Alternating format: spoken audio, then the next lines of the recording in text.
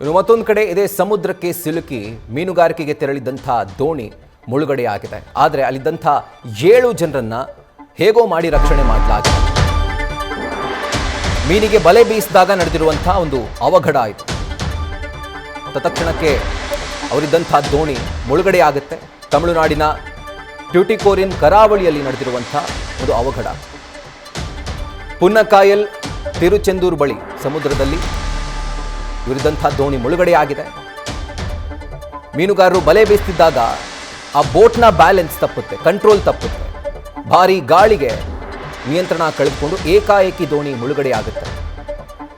ಇನ್ನು ಈ ನಾಡ ದೋಣಿ ಮುಳುಗ್ತಾ ಇದ್ದಂತೆ 7 ಜನ ಸಮುದ್ರಕ್ಕೆ ಜಿಗಿದಿದ್ದಾರೆ.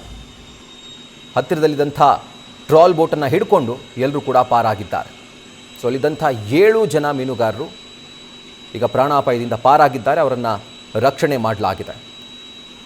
ಇನ್ನು ತಮಿಳುನಾಡಿನ ಟ್ಯೂಟಿಕೋರಿನ್ ಕಡಲ ತೀರದಲ್ಲಿ ನಡೆದಿರುವಂಥ ಮತ್ತೊಂದು ದುರಂತ ಇದು.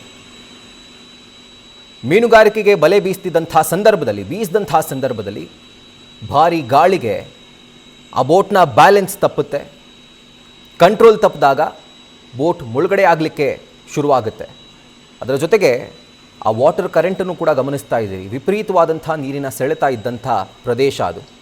ಸೊ ಹೀಗಾಗಿ ಯಾವಾಗ ಈ ಒಂದು ನಾಡದೋಣಿ ಮುಳುಗ್ತಾ ಇದೆ ಅನ್ನೋದು ಗೊತ್ತಾಯಿತೋ ಅಲ್ಲಿದ್ದಂಥ 7 ಜನ ಮೀನುಗಾರರು ತತ್ಕ್ಷಣಕ್ಕೆ ಸಮುದ್ರಕ್ಕೆ ಜಿಗಿತಾರೆ.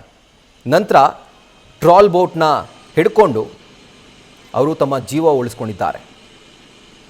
ಆ ಭಾರೀ ಗಾತ್ರದ ಅಲೆಗಳು, ಅದರ ಜೊತೆಗೆ ನೀರಿನ ಸೆಳೆತ ಹೆಚ್ಚಾಗಿದ್ದರಿಂದ, ಜೊತೆಗೆ ವಿಪರೀತವಾದಂಥ ಗಾಳಿ ಕೂಡ ಆ ಪ್ರದೇಶದಲ್ಲಿ ಇದ್ದಿದ್ದರಿಂದ ಮೀನಿಗೆ ಬಲೆ ಬೀಸಿದಂಥ ಸಂದರ್ಭದಲ್ಲಿ ಆ ಬೋಟ್ನ ಬ್ಯಾಲೆನ್ಸ್ ತಪ್ಪುತ್ತೆ. ಅದರ ಜೊತೆಗೆ ಏಕಾಏಕಿ 7 ಜನ ಸಮುದ್ರಕ್ಕೆ ನೇರವಾಗಿ ಜಿಗಿತಾರೆ. ನಂತರ ಮುಂದೆ ಇದ್ದಂಥ ಟ್ರಾಲ್ ಬೋಟ್ನ ಸಹಾಯದಿಂದ ಅದನ್ನು ಹಿಡ್ಕೊಂಡು 7 ಜನ ತಮ್ಮ ಪ್ರಾಣ ಉಳಿಸ್ಕೊಂಡಿದ್ದಾರೆ. ಇನ್ನೊಂದು ಕಡೆ ಈ ಒಂದು ನಾಡದೋಣಿ ಏನಿದೆ ಅದು ಕಂಪ್ಲೀಟ್ ಆಗಿ ಮುಳುಗಡೆಯಾಗಿದೆ. ನ್ಯೂಸ್ ಫಸ್ಟ್ ನಿರ್ಭೀತಿಯಿಂದ ನಿಮ್ಮ ಪರವಾಗಿ.